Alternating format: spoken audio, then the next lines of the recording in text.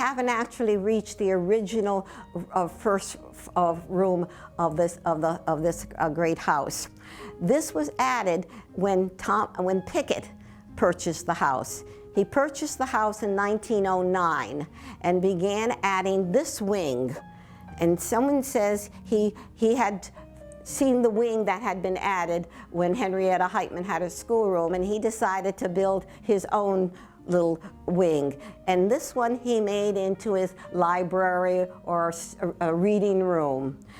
The only thing we have left in this particular room is the wallpaper. We believe this is the original wallpaper that Pickett put in this particular room at the time when he built this wing. As you can see, there's other wallpaper on the wall, because wallpaper was continually added. Generation after generation came. They seem to always add wallpaper. We have here a very early Victrola, and it actually, there's records are here, and it actually works. And we put an old-fashioned sewing machine here. Given by Anne Devine, and I was there with her when she decided that she was going to give this to the museum. But right now, as a museum, and we use this room predominantly for a meeting room. Here we have our board meetings and our committee meetings and so forth. Right now we have decorated it, as you can see, for our holiday open house.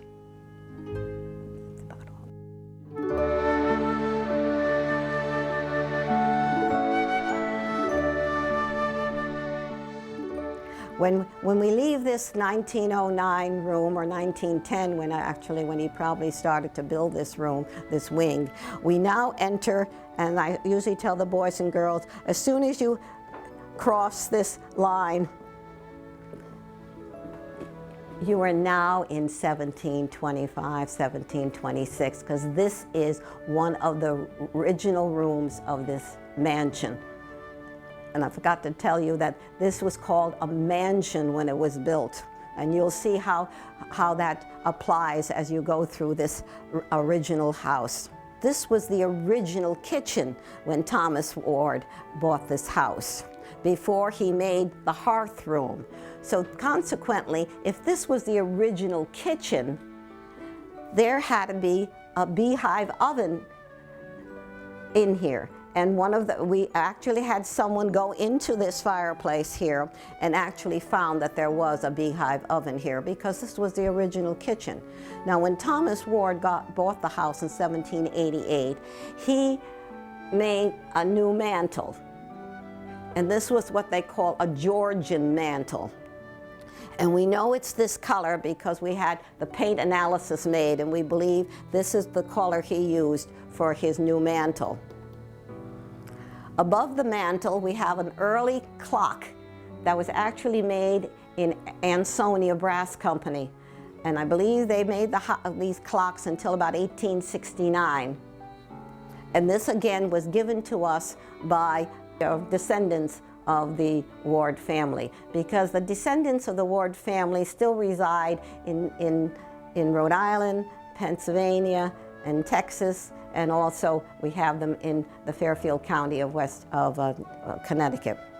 And this was given to us.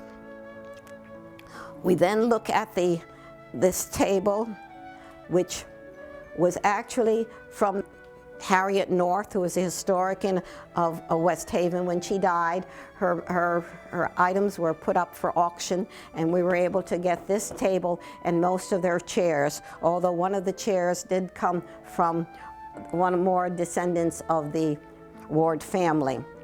We look at the table and we usually spot something brown and something white over here. And we usually ask the boys and girls, what do you think the white and the brown are? And they sometimes say maybe it'd be salt and pepper, but actually it's sugar. This is white sugar and brown sugar.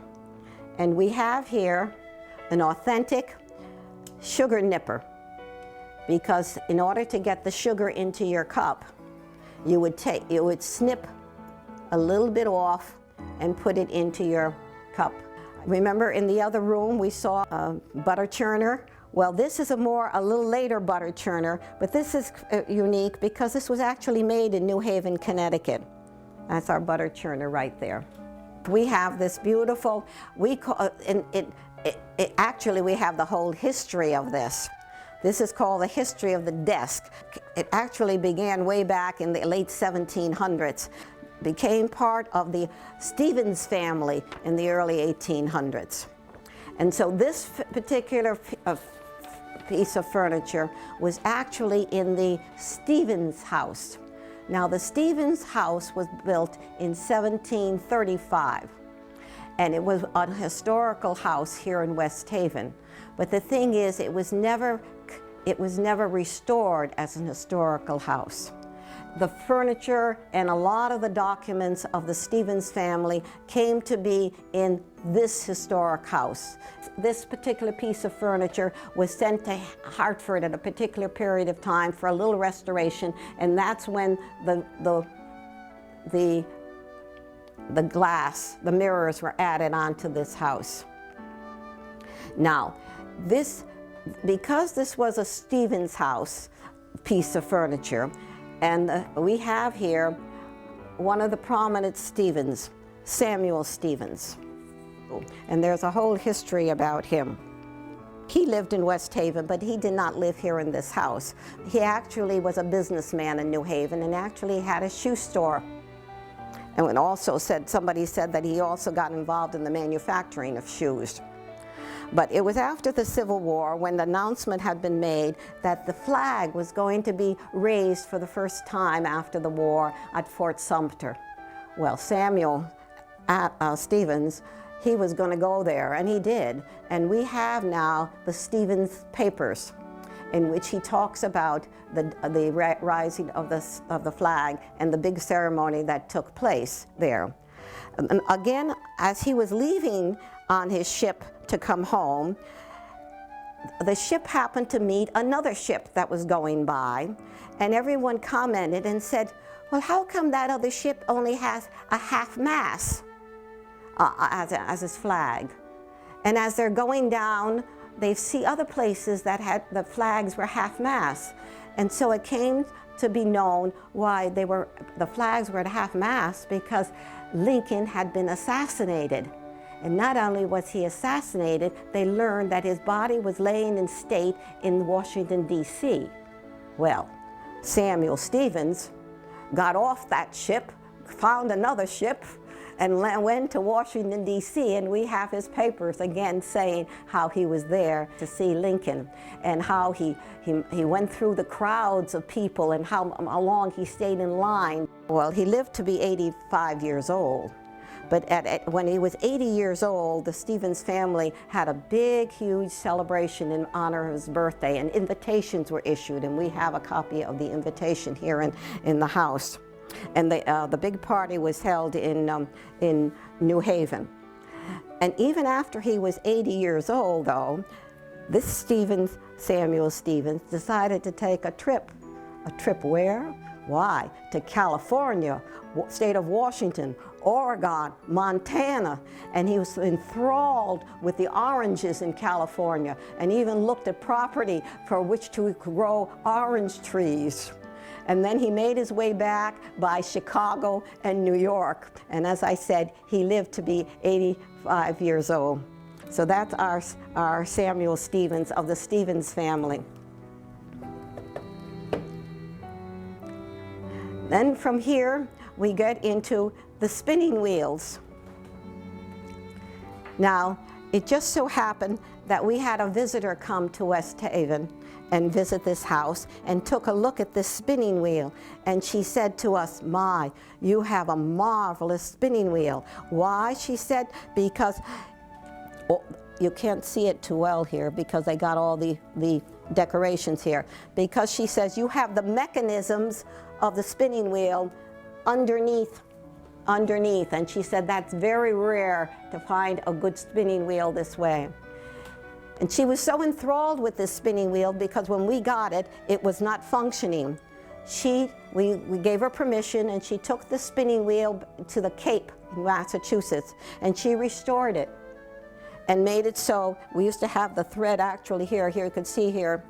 She made it so that it could be spun with the cotton.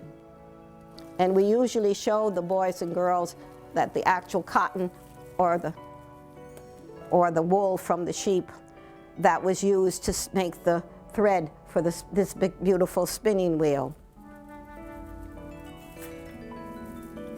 And of course, this, when you spun this, you would make cloth, and the cloth would be either cotton or wool. Well, once you get the thread, you would have to put it into spools. And we have here the mechanism in which the thread was wound and made into the spools. Here. We had one, oh yeah, this is the one. This is broken though, but they say that this was even a counter, that it would count when the spools were actually filled. And then once they were spooled, you would get the skein, and from there would go to the loom. We do not have a loom here, but then it would go to the loom, and that's when your cotton or your wool cloth would be made. But this particular one is a different type of spinning wheel. It's smaller. We believe maybe it's foreign. And this did not spin thread for cotton or for wool. It spin this.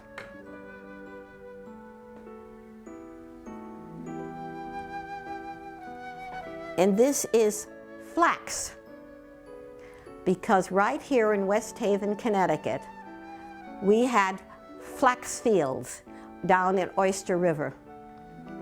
Flax grew as a plant about 4 feet high, and then it was cut. Once the plant was cut, the plant had to go through this. This is called a hackle.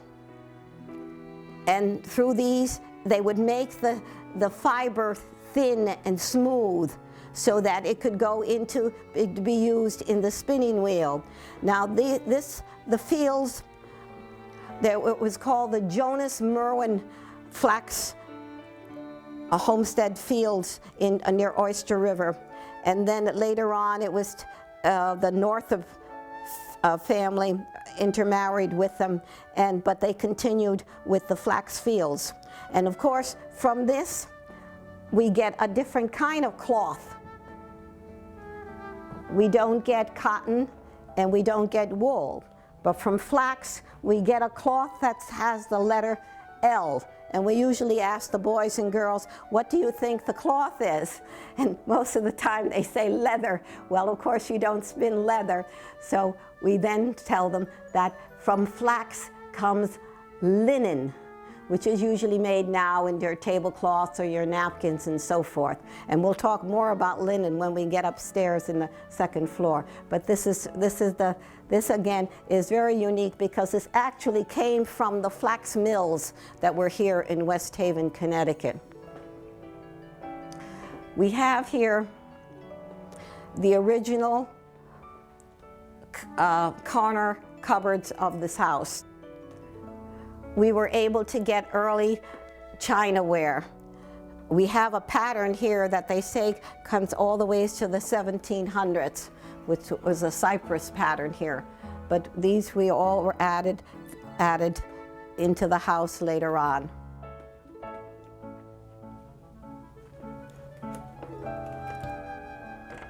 This was James Ward. James was the brother of Thomas Ward. Now, James and Thomas Ward,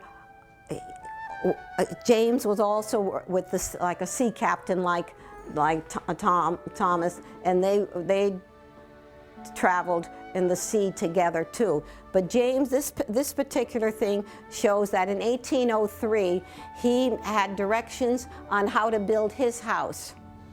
And that house was built on Campbell Avenue, but more towards the railroad tracks.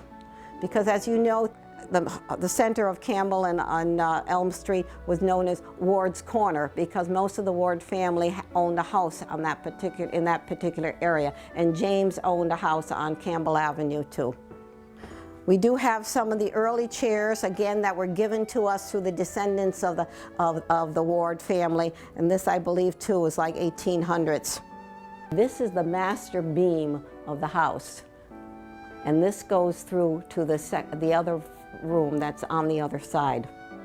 The main entrance in which people would come. Now, on the door, we have a lot of locks, but we know that this was not the original door. We believe it was like a Dutch door with up and a top and a bottom. And this is called the Indian bar. This Indian bar was actually placed here. And at night, to protect the house more from anybody hostile, they would put this here to help protect their entrance. Now, we do know that this was the color. We had a paint analysis, and we know that this was the right color for this particular entrance. But remember, this is New England, and when you open this door, all the cold air would come in. And this house had 5 fireplaces, fine. But once this cold air would come in, the air would go into the cold air would go into the 2 main rooms of this mansion. So here you see you have a beam here, and you have a beam here. And they believe that there were doors here, so that the cold air with the doors here would prevent the cold air from going into the 2 main rooms of the house. Of course, it would go up, but it would protect the 2 main rooms of the house.